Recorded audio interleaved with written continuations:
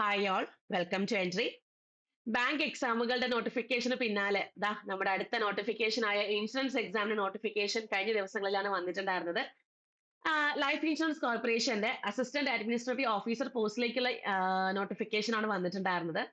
അപ്പോൾ LIC എന്ന് പറയുമ്പോൾ നമ്മൾ ചെറിയ പ്രായം തൊട്ടേ കേൾക്കുന്ന ഒരു ഇൻഷുറൻസ് കമ്പനിയാണ്. ഇപ്പം ഒത്തിരി ഇൻഷുറൻസ് കമ്പനി നമുക്ക് നോട്ടിഫിക്കേഷൻ വരാറുണ്ട്. ഇപ്പൊ NICL ഉണ്ട്, അതുപോലെ തന്നെ ഓറിയന്റൽ ഇൻഷുറൻസ് കമ്പനിയുടെതൊക്കെ ഉണ്ട്. അപ്പൊ അതൊക്കെ നമ്മൾ ചുരുക്കം ഈ എക്സാമിനൊക്കെ നമ്മൾ എഴുതി തുടങ്ങിയപ്പോഴായിരിക്കും അതൊക്കെ നമ്മൾ കേട്ട് കാണുക. പക്ഷെ LIC എന്ന് പറയുമ്പോൾ നമ്മൾ ചെറിയ പ്രായം തൊട്ടേ കേൾക്കുന്നതാണ്.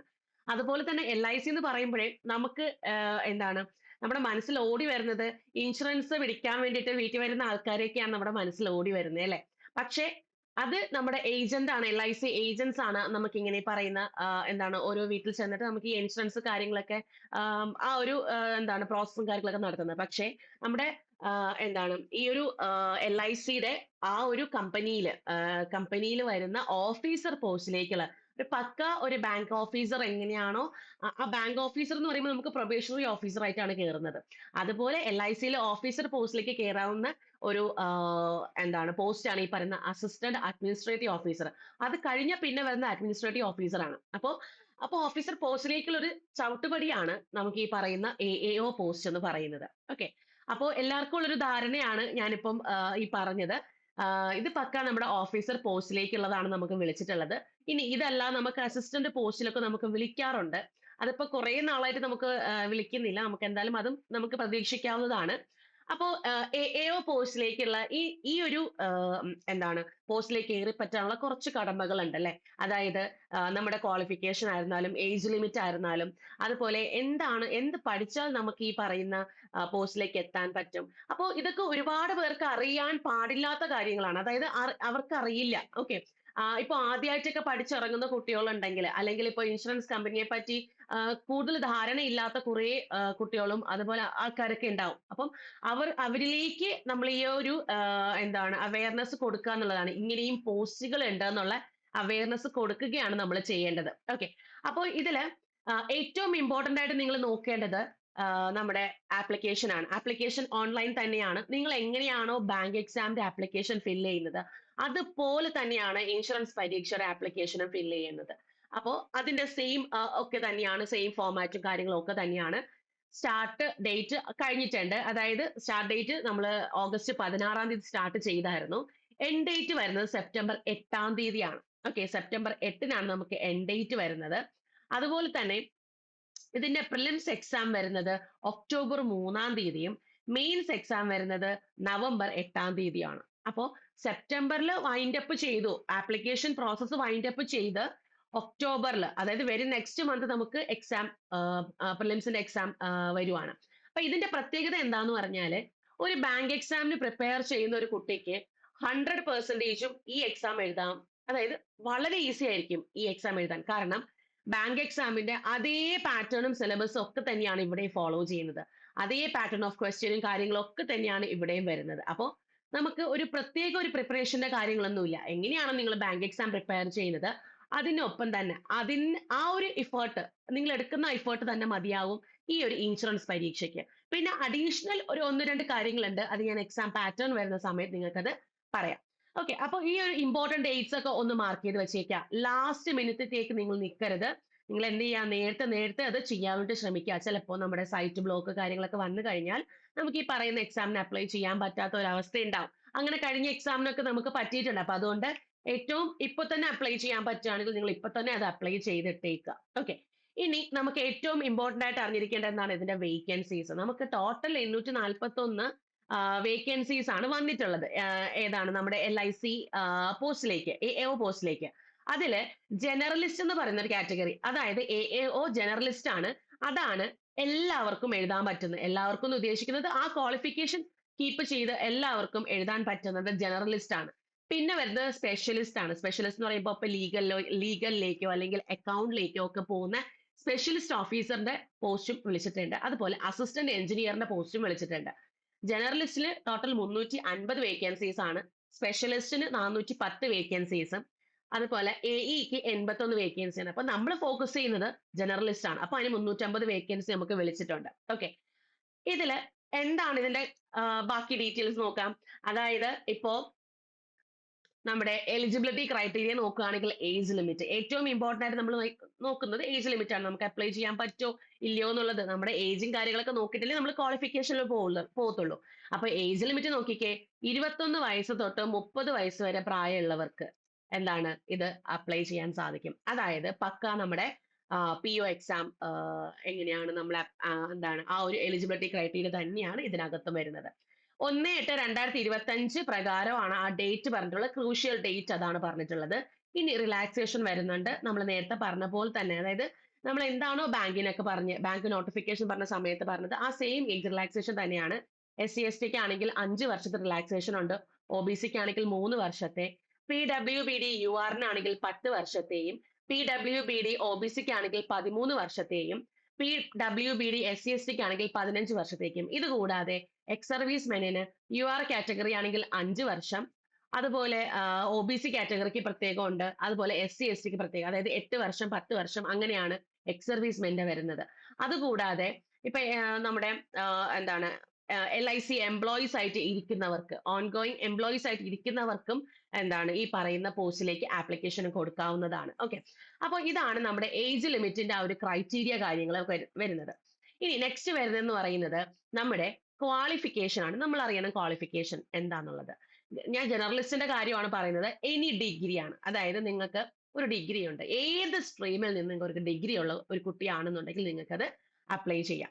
ഇപ്പൊ സ്പെഷ്യലിസ്റ്റ് ഓഫീസറിന്റെ ഒക്കെ ആണെങ്കിൽ ആ ഒരു പ്രത്യേക, അതായത് ഇപ്പൊ ലീഗലിന്റെ എക്സാമ്പിൾ പറയുകയാണെങ്കിൽ ലീഗൽ ഓഫീസറിന്റെ ആണെന്നുണ്ടെങ്കിൽ അത് നമുക്ക് ഈ പറയുന്ന കണക്ക് എന്താണ് ഇപ്പൊ ചിലപ്പോൾ ഒരു 3 ഇയർ LLB അല്ലെങ്കിൽ 5 ഇയർ LLB അതിന് അതിൻ്റെതായിട്ടുള്ള ആ ഒരു ഗ്രാജുവേഷൻ പാസ് ആയിട്ടുള്ളവർക്ക് മാത്രമായിരിക്കും അപ്ലൈ ചെയ്യാൻ സാധിക്കുക. പക്ഷേ ജനറലിസ്റ്റ് ആവുമ്പോൾ എനി ഡിഗ്രിക്കാർക്ക് അപ്ലൈ ചെയ്യാൻ സാധിക്കും. അപ്പോ അതായത് നമ്മുടെ ബാങ്ക് എക്സാമിന് പഠിക്കുന്ന എല്ലാ കുട്ടികൾക്കും അപ്ലൈ ചെയ്യാൻ സാധിക്കില്ലേ. ഇപ്പൊ ക്ലർക്കിനായാലും POയ്ക്കായാലും പഠിക്കുന്ന എല്ലാ കുട്ടികൾക്കും അപ്ലൈ ചെയ്യാൻ പറ്റും. അത് മാത്രമല്ല, റെയിൽവേ എഴുതുന്നവർക്ക്, ഗ്രാജുവേഷൻ ഉള്ളവർക്ക് അപ്ലൈ ചെയ്യാൻ സാധിക്കുന്നത് റെയിൽവേ മാത്രം പഠിക്കുന്നവരുടെ കാര്യം പറഞ്ഞത്. SSC പഠിക്കുന്നവർക്ക് അപ്ലൈ ചെയ്യാൻ സാധിക്കും, അത് ഗ്രാജുവേഷൻ ഉള്ളവർക്ക് അപ്ലൈ ചെയ്യാൻ സാധിക്കും അല്ലെ. അപ്പോൾ ഇപ്പൊ PSC എഴുതുന്നവർക്ക് അപ്ലൈ ചെയ്യാൻ സാധിക്കും, ഗ്രാജുവേഷൻ ഉള്ളവർക്ക്. അപ്പൊ ആർക്ക് വേണമെങ്കിലും ഗ്രാജുവേഷൻ ഉണ്ടോ, 21 വയസ്സിനും 30 വയസ്സിനും പ്രായമുള്ളൊരു ആളാണോ എങ്കിൽ നിങ്ങൾ തീർച്ചയായിട്ടും നിങ്ങൾക്ക് അപ്ലൈ ചെയ്യാൻ പറ്റുന്ന ഒരു പോസ്റ്റ് തന്നെയാണ് ഇൻഷുറൻസ് പോസ്റ്റ് എന്ന് പറയുന്നത്. ഓക്കെ, ഇനി നെക്സ്റ്റ് വരുന്നത് നമുക്ക് നമ്മുടെ സാലറി ആണ്. അപ്പോൾ എത്രയാണ് നമുക്ക് ഇതിന്റെ ഒരു സാലറി നോക്കുക. ഒരു AO പോസ്റ്റ് ആണ്, അസിസ്റ്റന്റ് അഡ്മിനിസ്ട്രേറ്റീവ് ഓഫീസർ പോസ്റ്റ് ആണ്. ഇപ്പോ റിവൈസ്ഡ് സാലറിയും കാര്യങ്ങളൊക്കെ വന്നതിന് ശേഷമുള്ള സാലറിയാണിത്. ബേസിക് പേ തന്നെ 88,635 രൂപയാണ് ബേസിക് പേ പെർ മന്തിന്റെ കാര്യമാണ് പറയുന്നത്. അതായത് ഒരു നല്ല രീതിയിലുള്ള ഒരു പേയ്മെന്റ് ആണ് നമുക്ക് AOക്ക് കിട്ടുന്നത്.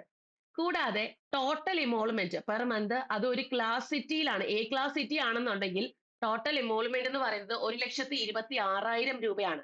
അപ്പോൾ നിങ്ങൾക്ക് അതിനകത്ത് വരുന്ന എന്താണ് അലവൻസും കാര്യങ്ങളൊക്കെ, ഇപ്പൊ സ്പെഷ്യൽ അലവൻസ് ഉണ്ടായിരിക്കും, മെഡിക്കൽ ക്ലെയിം കാര്യങ്ങൾ ഉണ്ടായിരിക്കും, HRA ഉണ്ടായിരിക്കും, DA ഉണ്ടായിരിക്കും, എന്തൊക്കെ അലവൻസ് ഉണ്ടോ അതെല്ലാം നമുക്ക് ഇതിനകത്തും വരുന്നുണ്ട്. ഓക്കെ, അപ്പോ നമുക്ക് ഒരു നല്ലൊരു ബേസിക് പേയോട് കൂടി തന്നെ എന്താണ് ഈ ഒരു ജോലിയിലേക്ക് എൻ്റർ ചെയ്യാവുന്നതാണ്. അപ്പൊ നല്ല നല്ല പേയ്മെന്റ് നമുക്ക് അവിടെ പ്രതീക്ഷിക്കാവുന്നതാണ്. അപ്പം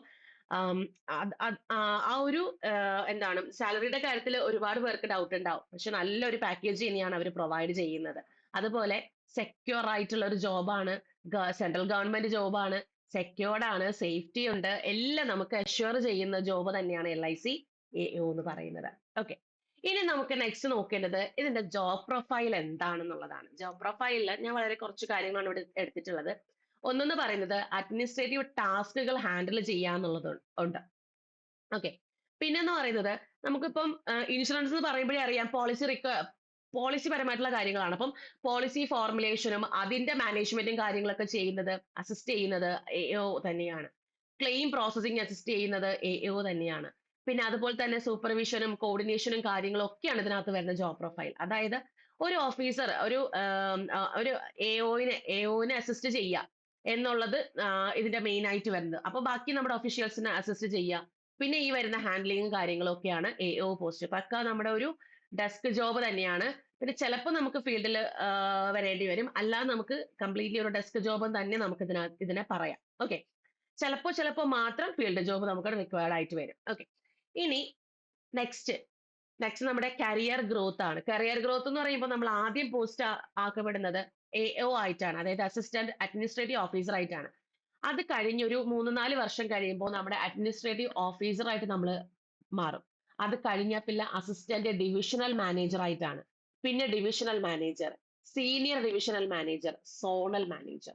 ഇങ്ങനെയാണ് നമ്മുടെ ആ ഒരു കരിയർ ഗ്രോത്ത്, അതായത് LIC AO ആയിട്ട് കയറിയ ആളുടെ ഒരു കരിയർ ഗ്രോത്ത് വരുന്നത്. അതായത് ഒരു ഏകദേശം ഒരു 15-20 വർഷം കഴിയുമ്പോഴേക്കും നമുക്കൊരു സീനിയർ ഡിവിഷൻ മാനേജർ ആയിട്ടൊക്കെ നമുക്ക് പോവാം. പിന്നെ അതിനിടയിൽ നമുക്ക് ഡിപ്പാർട്ട്മെന്റ് ടെസ്റ്റ് ഒക്കെ എഴുതി കയറുവാണെങ്കിൽ അതിൽ കുറച്ച് നേരത്തെ തന്നെ നമുക്ക് ഈ പറയുന്ന സീനിയർ ഡിവിഷൻ മാനേജറും ഒക്കെ ആവാൻ സാധിക്കും. അപ്പോൾ ഇതാണ് അതിന്റെ ഒരു കരിയർ ഗ്രോത്തിന്റെ ഒരു പ്രോസസ്സും കാര്യങ്ങളൊക്കെ വരിക. അടുത്ത് നമുക്ക് എക്സാം പാറ്റേണിലേക്ക് പോവാം. അപ്പൊ എക്സാം പാറ്റേൺ ഞാൻ ആദ്യം പറഞ്ഞതുപോലെ തന്നെ ബാങ്ക് എക്സാം പ്രിപ്പയർ ചെയ്യുന്നവർക്ക് ഈസിയാണ് ഞാൻ പറഞ്ഞായിരുന്നു. കാരണം സെയിം പാറ്റേൺ ആണ് നമുക്ക് ഇവിടെ ഫോളോ ചെയ്യുന്നത്. പ്രിലിംസും മെയിൻസും വരുന്ന സ്കീം ഓഫ് എക്സാമിനേഷൻ തന്നെയാണ് ഫേസ് 1 ഫേസ് 2. പിന്നെ ഇതിലൊരു ഹൈലൈറ്റ് എന്ന് പറയുന്നത് നെഗറ്റീവ് മാർക്കിംഗ് ഇല്ല. ഓക്കെ, നെഗറ്റീവ് മാർക്കിങ്ങും ഇല്ല. ഇതിൽ വരുന്ന ഇംഗ്ലീഷിന് അവർ കൗണ്ട് ചെയ്യത്തും ഇല്ല. ഓക്കെ, ക്ലിയർ ആണോ നോക്കാം. ഇംഗ്ലീഷിന്റെ മാർക്ക്, അതായത് അത് ക്വാളിഫൈങ് നേച്ചറുള്ള ഇതായിരിക്കും, അതുകൊണ്ട് തന്നെ കൗണ്ട് ചെയ്യത്തില്ല. അതുകൊണ്ട് തന്നെ പ്രിലിംസ് എക്സാം 1 മണിക്കൂർ 70 മാർക്കിനാണ് വരുന്നത്. കാരണം റീസണിങ്ങും ക്വാണ്ടിറ്റേറ്റീവ് ആപ്റ്റിറ്റ്യൂഡ് മാത്രമേ ഉള്ളൂ. ഇംഗ്ലീഷ് എന്ന് പറയുന്നത് ക്വാളിഫൈങ് നേച്ചർ ആണ്. അവരുടെ മാർക്ക് എന്താണ്, ഒരു റാങ്കിങ് പ്രോസസ്സിലേക്ക് കൗണ്ട് ചെയ്യാൻ വേണ്ടി യൂസ് ചെയ്യാറില്ല. പിന്നെ ഇതിനകത്ത് ഒരു കാര്യം കൂടെ പറയുന്നുണ്ട്, ഓരോ കാറ്റഗറിക്കും മിനിമം ക്വാളിഫൈങ് മാർക്ക് വരുന്നുണ്ട്. അതായത് ഇപ്പൊ SC ST PWBDക്ക് റീസണിങ്ങിനാണെങ്കിൽ 16 മാർക്ക്, QAക്ക് ആണെങ്കിൽ 16 മാർക്ക്, ഇംഗ്ലീഷിനാണെങ്കിൽ 9 മാർക്ക്. നെക്സ്റ്റ് അതേഴ്സ് ആണ്. ബാക്കിയുള്ള കാറ്റഗറിക്ക് ആണെങ്കിൽ മിനിമം ക്വാളിഫൈങ് മാർക്ക് റീസണിങ്ങിന് 18, QAക്ക് 18, ഇംഗ്ലീഷിന് 10. പിന്നെ സെക്ഷണൽ ടൈമിങ്ങും വരുന്നുണ്ട്. ഓരോന്നിനും 20 മിനിറ്റ് വീതം വെച്ചിട്ടാണ് സെക്ഷണൽ ടൈമിംഗ് വരുന്നത്. ഇതാണ് പ്രിലിംസിന്റെ കേസ് വരുമ്പോൾ. ഇനി മെയിൻസിന്റെ കേസ് വരുമ്പോൾ റീസണിങ് എബിലിറ്റി 90 മാർക്കിനാണ് ചോദിക്കുന്നത്. അടുത്ത് ക്വാണ്ടിറ്റേറ്റീവ് ആപ്റ്റിറ്റ്യൂഡ് അല്ലെങ്കിൽ ഡേറ്റ അനാലിസിസ് ആൻഡ് ഇന്റർപ്രിട്ടേഷൻ ഇങ്ങനെയാ വരിക, അത് 90 മാർക്കിനാണ്. GKയും കറണ്ട് അഫയറും കൂടെ ചേർത്തിട്ട് 60 മാർക്കിനാണ്. ഇൻഷുറൻസ് എക്സാമും ഇൻഷുറൻസ് ആൻഡ് ഫിനാൻഷ്യൽ മാർക്കറ്റ് അവയർനെസ്സും കൂടെ ചേർത്തിട്ട് 60 മാർക്കിനാണ്. റീസണിങ് ആണെങ്കിൽ 40 മിനിറ്റ് ആണ് ഡ്യൂറേഷൻ. GK ആൻഡ് CA ആണെങ്കിൽ 20 മിനിറ്റ് ആണ് ഡ്യൂറേഷൻ. DI അതായത് നമ്മുടെ ഡേറ്റ അനാലിസിസും ഇന്റർപ്രിട്ടേഷനും QA അതാണെങ്കിൽ 40 മിനിറ്റ് ആണ് ഡ്യൂറേഷൻ. ഇൻഷുറൻസ് അല്ലെങ്കിൽ ഫിനാൻഷ്യൽ അവയർനെസ് 20 മിനിറ്റ് ആണ് ഡ്യൂറേഷൻ. നിങ്ങൾ ടോട്ടൽ 2 മണിക്കൂർ 300 മാർക്കിനാണ് അവിടെ നമുക്ക് ഈ പറയുന്ന മെയിൻ എക്സാമിനേഷൻ വരിക. അതുപോലെ ഓരോന്നിനും മിനിമം ക്വാളിഫൈങ് മാർക്കും അവിടെ വരുന്നുണ്ട്. ഓക്കെ, അതില് SC ST PWBDക്ക് റീസണിങ് 40 മാർക്കാണ് qualifying. GA and current affair 27 മാർക്കിനും, QAക്ക് 40 മാർക്കും, ഇൻഷുറൻസ് ആൻഡ് ഫിനാൻഷ്യൽ അവയർനെസ് 27 മാർക്കുമാണ്. ഇനി ബാക്കിയുള്ള കാറ്റഗറിയിലുള്ള കുട്ടികൾക്കാണെങ്കിൽ reasoning 45 mark, GK and CA 30 mark, QA 45 mark, financial and insurance awareness 30 mark. ഇങ്ങനെയാണ് അവിടെ ആ ഒരു ക്വാളിഫൈങ് നേച്ചർ വരിക. ഇതിനൊപ്പം തന്നെ ഡിസ്ക്രിപ്റ്റീവ് പേപ്പറും ഉണ്ട്. മെയിൻസിൽ ഡിസ്ക്രിപ്റ്റീവ് പേപ്പറും ഉണ്ട്. നമ്മുടെ PO വരുന്ന പോലെ ഡിസ്ക്രിപ്റ്റീവ് പേപ്പർ ഉണ്ട്. ഇംഗ്ലീഷ് ലാംഗ്വേജിന്റെ ഡിസ്ക്രിപ്റ്റീവ് പേപ്പർ ആയിരിക്കും.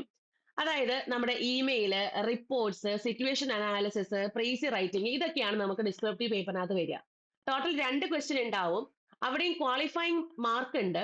SC ST PWBDക്ക് 9 മാർക്കാണ് വരിക, ബാക്കിയുള്ളവർക്ക് 10 മാർക്ക്. 25 ആണ് മാക്സിമം മാർക്ക് വരിക. 30 മിനിറ്റ് ആണ് അവിടെ ടൈം ഡ്യൂറേഷൻ വരുന്നത്.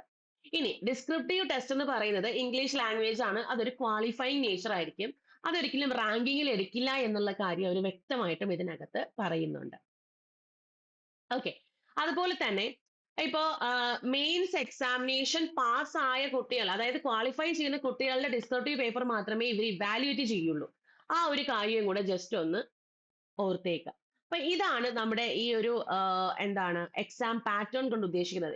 ഇനി ഇതിന്റെ സിലബസ് നോക്കുവാണെന്നുണ്ടെങ്കിൽ നമുക്ക് സെയിം എന്താണോ നമ്മുടെ ബാങ്ക് എക്സാമിന്റെ സിലബസ് വരുന്നത് അത് തന്നെയാണ് നമുക്ക് ഈ പറയുന്നതിന്റെ സിലബസും കാര്യങ്ങളും ഒക്കെ വരിക. ഓക്കെ, അപ്പൊ നിങ്ങൾ അത് തന്നെ കണ്ടിന്യൂ ചെയ്ത് പഠിച്ചുകൊണ്ടേ ഇരിക്കുക എന്നുള്ളതാണ് നിങ്ങൾ ചെയ്യേണ്ടത്.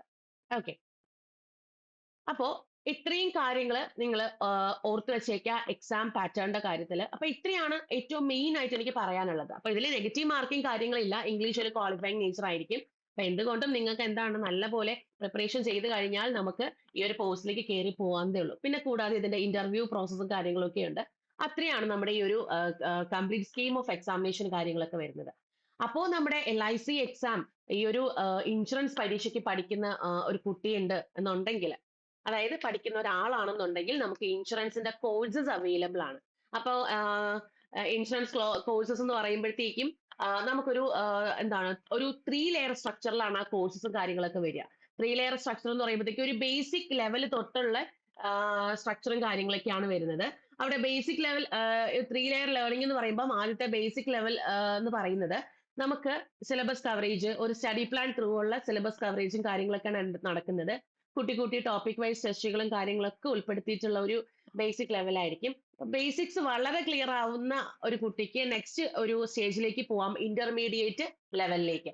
ആ ഇന്റർമീഡിയറ്റ് ലെവലിലേക്ക് നമുക്ക് സെക്ഷണൽ ടെസ്റ്റിങ്ങും കുഞ്ഞു കുഞ്ഞു മോക്ക് ടെസ്റ്റുകളും ഒക്കെ നമ്മൾ ചെയ്ത് വീക്കർ സെക്ഷൻ ഒക്കെ അനലൈസ് ചെയ്ത് വെൻഡർ സപ്പോർട്ടോട് കൂടി എല്ലാ ഡൗട്ട്സ് ക്ലിയർ ചെയ്ത് നമുക്ക് പോകാൻ പറ്റുന്ന ഒരു ഇന്റർമീഡിയറ്റ് ലെവൽ നമുക്ക് അവിടെ എന്താണ് ഇന്റർമീഡിയറ്റ് ലെവലിലൂടെ നമുക്കത് സാധിക്കാൻ പറ്റും. അത് കഴിഞ്ഞ് പിന്നെ വരുന്നതാണ് നമ്മൾ ഇച്ചിരി നല്ല പ്രാക്ടീസ് ഒക്കെ ആയി, നമ്മളെ വീക്കറൊക്കെ ഒന്ന് ക്ലിയർ ആയി എങ്കിൽ നമുക്ക് നെക്സ്റ്റ് എക്സ്പേർട്ട് സെഷനിലേക്ക് വരാം. എക്സ്പേർട്ട് ലെവൽ എന്ന് പറയുമ്പോഴത്തേക്കും നമ്മൾ പക്ക എക്സ്പേർട്ട് ആണ്, അതായത് ഒരു മെയിൻസ് ലെവൽ ക്ലിയർ ചെയ്യാനുള്ള ഇതിലേക്ക് നമ്മൾ കൊണ്ടുവരിക എന്നുള്ളതാണ്. ഒരു ഫുള്ളി മോക്ക് ടെസ്റ്റ്, ഒരു പക്ക നമ്മുടെ എക്സാം എന്താണ് ഒരു ഒരു റിയൽ എക്സാമിന്റെ ഒരു ഇതിൽ വരുന്ന എൻവയോൺമെന്റിൽ വരുന്ന രീതിക്കുള്ള സ്റ്റഡി കാര്യങ്ങളൊക്കെയാണ് എക്സ്പേർട്ട് ലെവലിനകത്ത് വരിക. അവിടെ മെന്റൽ സപ്പോർട്ടും കാര്യങ്ങളൊക്കെ കൂടെ നമുക്കൊരു കാര്യങ്ങളൊക്കെയാണ് നമുക്ക് അവിടെ വരുന്നത്. അപ്പോൾ basic level, intermediate level, expert level, ഇങ്ങനെ മൂന്ന് ലെയർ ഓഫ് ലേണിംഗ് സ്ട്രക്ചർ വഴിയാണ് നമ്മൾ ഈ പറയുന്ന കോഴ്സും കാര്യങ്ങളൊക്കെ നടത്തിക്കൊണ്ട് പോകുന്നത്. ഇനി അതുകൂടാതെ തന്നെ നമുക്ക് ക്ലാസ് ഫീച്ചേഴ്സും കാര്യങ്ങളും എങ്ങനെയാ വരുന്നത് വെച്ചാൽ, ആദ്യം നമ്മുടെ റെക്കോർഡ് ക്ലാസ്സസ് എന്തായാലും ഉണ്ടാവും. അതിന്റെ കൂടെ നിങ്ങൾക്ക് ഇന്ററാക്റ്റീവ് ലൈവ് ക്ലാസ്സസ് അവൈലബിൾ ആയിരിക്കും. ഇന്ററാക്റ്റീവ് ലൈവ് ക്ലാസ് എന്ന് പറയുമ്പോൾ ഓരോ ടോപ്പിക് വൈസ് നിങ്ങൾക്ക് അവൈലബിൾ ആയിരിക്കും. ഇപ്പൊ ഇതിനകത്ത് നിങ്ങൾക്ക് ഇൻഷുറൻസിന്റെ സ്പെഷ്യൽ ക്ലാസ്സസും ഇതിനകത്ത് അവൈലബിൾ ആണ്. അതൊന്ന് ഓർക്കുക. ഇൻഷുറൻസിന്റെ സ്പെസിഫിക് ക്ലാസ്സസ് എന്ന് പറയുമ്പോൾ, അല്ലെങ്കിൽ സ്പെഷ്യൽ ക്ലാസ് എന്ന് പറയുമ്പോഴത്തേക്കും നമുക്ക് ഇൻഷുറൻസ് ആൻഡ് ഫിനാൻഷ്യൽ അവയർനെസ് എഴുതണം അല്ലെ, അതിന് വേണ്ടിയിട്ടുള്ള സ്പെഷ്യൽ അവയർനെസ് ക്ലാസ് ഒക്കെ നിങ്ങൾക്ക് ഇതിനകത്ത് ഇൻക്ലൂഡഡ് ആണ്. അപ്പം ഒരു ഇന്ററാക്റ്റീവ് ലൈവ് ക്ലാസ് നിങ്ങൾക്ക് ഉണ്ടായിരിക്കും. കൂടാതെ ഡൗട്ട് ക്ലിയറൻസ് സെഷൻസ് ഉണ്ടായിരിക്കും. നിങ്ങൾക്ക് എന്ത് ഡൗട്ട്സ് വേണമെങ്കിലും അത് ക്ലിയർ ചെയ്യാൻ വേണ്ടി ഒരു സെഷൻസ് കാര്യങ്ങളൊക്കെ പ്രൊവൈഡ് ചെയ്യും. പിന്നെ നമുക്ക് വരുന്നതാണ് വിഷ്വലൈസേഷൻ ബേസ്ഡ് ആയിട്ടുള്ള സ്റ്റഡിയും കാര്യങ്ങളൊക്കെ. വിഷ്വലി, അതായത് നമുക്ക് വിഷ്വലൈസ് ചെയ്യാൻ പറ്റുന്ന രീതിയിലുള്ള അല്ലെങ്കിൽ ഇപ്പോൾ ഒരു ടോപ്പിക് എടുത്തിട്ട് അത് ഒരു വിഷ്വലൈസിങ് പ്രോസസ്സിൽ കൂടെ നടക്കുന്ന ടോപ്പിക് ആണെന്നുണ്ടെങ്കിൽ അങ്ങനെ നമുക്ക് വിഷ്വലൈസേഷൻ ബേസ്ഡിൽ ചെയ്ത് വരുന്ന കവറേജും കാര്യങ്ങളും ഉള്ള ഒരു ക്ലാസ് ഫീച്ചർ ഇതിനകത്ത് ഇൻക്ലൂഡഡ് ആണ്. അതുകൂടാതെ തന്നെ നമുക്ക് മെന്റർഷിപ്പ് സപ്പോർട്ട്, ഞാൻ നേരത്തെ പറഞ്ഞ പോലെ നമുക്ക് 3 ലെയർ ലേണിംഗ് സ്ട്രക്ചറിനകത്ത് മെന്റർഷിപ്പ് സപ്പോർട്ട് ഉണ്ട്. ആദ്യം മുതൽക്കേ നിങ്ങൾക്ക് മെന്റർഷിപ്പ് സപ്പോർട്ട് ഉണ്ടാവും. എപ്പോഴാണ് നിങ്ങൾ മെയിൻസ് ട്രാക്ക് ചെയ്യുന്നത് വരെ നിങ്ങൾക്ക് മെന്റർഷിപ്പ് സപ്പോർട്ട് ഉണ്ടാവും. ഓക്കെ. അതുകൂടാതെ എക്സ്പേർട്ട് തയ്യാറാക്കിയുള്ള, അല്ലെങ്കിൽ എൻട്രി എക്സ്പേർട്ട് തയ്യാറാക്കിയിട്ടുള്ള സ്റ്റഡി പ്ലാനോട് കൂടിയുള്ള ഒരു പഠനമാണ് നമ്മൾ ഇതിനകത്ത് പ്രൊവൈഡ് ചെയ്യുന്നത്. അപ്പോൾ നിങ്ങൾക്ക് ഏത് രീതിയിൽ പോയി കഴിഞ്ഞാൽ, ഏത് സ്റ്റഡി ത്രൂ പോയി കഴിഞ്ഞാൽ നമ്മുടെ phase 1 നമുക്ക് ക്ലിയർ ചെയ്യാൻ പറ്റും, phase 2 ക്ലിയർ ചെയ്യാൻ പറ്റും. പിന്നെ ഇന്റർവ്യൂ, സ്പെഷ്യൽ ഇന്റർവ്യൂ ക്ലാസ്, ഇപ്പൊ phase 2 ഒക്കെ പാസ്സായവർക്ക് സ്പെഷ്യൽ ഇന്റർവ്യൂ ക്ലാസ് എല്ലാം ഈ ഒരു കോഴ്സിൽ കൂടെ നിങ്ങൾക്ക് അവൈലബിൾ ആയിരിക്കും. പിന്നെ വരുന്നതാണ് മോക്ക് ടെസ്റ്റ്, അതായത് നമ്മളെ റിയൽ എക്സാം അത്രയും തന്നെ ക്വാളിറ്റി വരുന്ന മോക്ക് ടെസ്റ്റുകളും സെക്ഷണൽ ടെസ്റ്റുകളും ഡെയിലി ടെസ്റ്റുകളും ഒക്കെ ഇതിനകത്ത് അവൈലബിൾ ആണ്. ഏകദേശം നമ്മൾ പറയുകയാണെങ്കിൽ ഒരു 2 lakhിനും മേലെയുള്ള ക്വസ്റ്റ്യൻസ് നമുക്ക് ഇപ്പോൾ ഓൾറെഡി അവൈലബിൾ ആണ് നിങ്ങൾക്ക് ഈ ക്ലാസ് ഫീച്ചേഴ്സ് ആയിട്ട്. അപ്പം നിങ്ങൾക്ക് ഒത്തിരി ക്വസ്റ്റ്യൻസ് ചെയ്ത് അത് പ്രാക്ടീസ് ചെയ്ത് നമുക്ക് ക്രാക്ക് ചെയ്യാൻ പറ്റുന്ന രീതിയിലുള്ള എല്ലാ ഒരു കാര്യങ്ങളും ഇതിനകത്ത് അവൈലബിൾ ആണ്. അപ്പം ഇത്രയും കാര്യങ്ങളാണ് നമ്മൾ ഈ ഒരു എന്താണ് കോഴ്സിനകത്ത് നമ്മൾ പറഞ്ഞിട്ടുള്ളത്. അപ്പം നിങ്ങൾക്ക് എന്തെങ്കിലും ഡൗട്ട്സ് ഉണ്ട്, കോഴ്സിനെ പറ്റി എന്തെങ്കിലും ഡൗട്ട്സ് കാര്യങ്ങളൊക്കെ ഉണ്ട് എന്നുണ്ടെങ്കിൽ ഈ കാണുന്ന നമ്പറിലേക്ക് ഒന്ന് വിളിച്ച് കോൺടാക്ട് ചെയ്യാം. അപ്പോൾ ഇതാണ് നമ്മുടെ LIC AAO 2025 എന്ന് പറയുന്നത്. ഇനിയും എന്തെങ്കിലും തെറ്റിദ്ധാരണ ഉണ്ട് ഈ കോഴ്സിനെ പറ്റിയിട്ട് നിങ്ങളൊന്ന് മാറ്റിക്കോളൂ. നമ്മളെ പക്ക പ്രൊബേഷണറി ഓഫീസർ എങ്ങനെയാണോ ബാങ്കിൽ കയറുന്ന അതേ കൂട്ട് അത്രയും റെപ്യൂട്ടഡ് ആയിട്ടൊരു പോസ്റ്റ് തന്നെയാണ് LIC AAO പോസ്റ്റ് എന്ന് പറയുന്നത്. ഓക്കെ. ഇനി നിങ്ങൾക്ക് ഡൗട്ട്സ് കാര്യങ്ങളൊക്കെ വിളിച്ച് ചോദിക്കാൻ ബുദ്ധിമുട്ടുള്ള കുട്ടികളുണ്ടെങ്കിൽ നിങ്ങൾക്ക് ഡിസ്ക്രിപ്റ്റീവ് ബോക്സിൽ നമുക്ക് ഈ പറയുന്ന എന്താണ് ഒരു ഗൂഗിൾ ഫോം അറ്റാച്ച്ഡ് ആയിരിക്കും. അതിൽ നിങ്ങൾക്ക് എഴുതിയും ചോദിക്കാം, അല്ലെങ്കിൽ കമന്റ് സെക്ഷൻ ത്രൂ നിങ്ങൾക്ക് ഡൗട്ട്സ് ചോദിക്കാവുന്നതാണ്. ഓക്കെ. അപ്പോൾ ഇത്രയും കാര്യങ്ങൾ, ഇനി വേറെ ഡൗട്ട്സ് കാര്യങ്ങളൊന്നും വരാനില്ലല്ലോ. അപ്പോൾ നിങ്ങൾക്ക് ഒരു നെഗറ്റീവ് മാർക്ക് ഇല്ലാതെ ഒരു പരീക്ഷ എഴുതാം. നമ്മൾ കേട്ടിട്ടുണ്ടോ നമുക്ക് ഇതുപോലെ നെഗറ്റീവ് മാർക്ക് ഇല്ലാതെ പരീക്ഷ വരുന്നുണ്ടോ? ഇപ്പൊ അടുത്തിടെ ഒന്നും നമുക്ക് വന്നിട്ടില്ല. അപ്പൊ നെഗറ്റീവ് മാർക്ക് ഇല്ലാതെ നിങ്ങൾക്ക് പരീക്ഷ എഴുതാം അല്ലെ, അത് ഏറ്റവും വലിയ കാര്യമാണ്. പക്ഷെ നമ്മൾ തെറ്റുകൾ വരുത്താതിരിക്കുക എന്നുള്ളതാണ്, അതായത് നമ്മൾ മിസ്റ്റേക്സ് ചെയ്യുന്ന സമയത്ത് മിസ്റ്റേക്സ് ഒന്നും വരുത്താതിരിക്കുക എന്നുള്ളതാണ് അതിൽ കൊണ്ട് ഉദ്ദേശിക്കുന്നത്. അപ്പൊ നെഗറ്റീവ് മാർക്ക് ഇല്ലാണ്ട് നിങ്ങൾക്ക് സ്വസ്ഥമായിട്ട് ടെൻഷൻ ഒന്നും ഇല്ലാണ്ട് നിങ്ങൾക്ക് എന്താണ് പരീക്ഷ എഴുതി പോവാം. അതുപോലെ തന്നെ ബാങ്ക് എക്സാം പ്രിപ്പയർ ചെയ്യുന്ന അതേ മോട്ടീവിൽ നിങ്ങൾക്ക് ഇതും പ്രിപ്പയർ ചെയ്ത് കഴിഞ്ഞാൽ ഈ ഒരു കോഴ്സിലേക്ക് നിങ്ങൾക്ക് എൻ്റർ ചെയ്യാം. അപ്പം ഇപ്പൊ സെൻട്രൽ ഗവൺമെന്റ് എക്സാംസിന് പ്രിപ്പയർ ചെയ്യുന്ന കുട്ടികൾക്ക് വന്നിട്ടുള്ള ഒരു അടുത്തൊരു നല്ലൊരു അവസരമാണിത്. ഓക്കെ, അത് മാക്സിമം നിങ്ങൾ എന്ത് ചെയ്യുക, അത് പ്രയോജനപ്പെടുത്തുക എന്നുള്ളതാണ്. ഓക്കെ, അപ്പോൾ ഇത്രയും പറഞ്ഞുകൊണ്ട് ഞാൻ ഈ സെഷൻ വൈൻഡപ്പ് ചെയ്യാണ്. അപ്പൊ നമുക്ക് അടുത്ത ക്ലാസ്സിൽ പുതിയ ഇൻഫർമേഷനുമായിട്ട് കാണാം. അപ്പൊ അതുവരേക്കും താങ്ക് യു, ബൈ.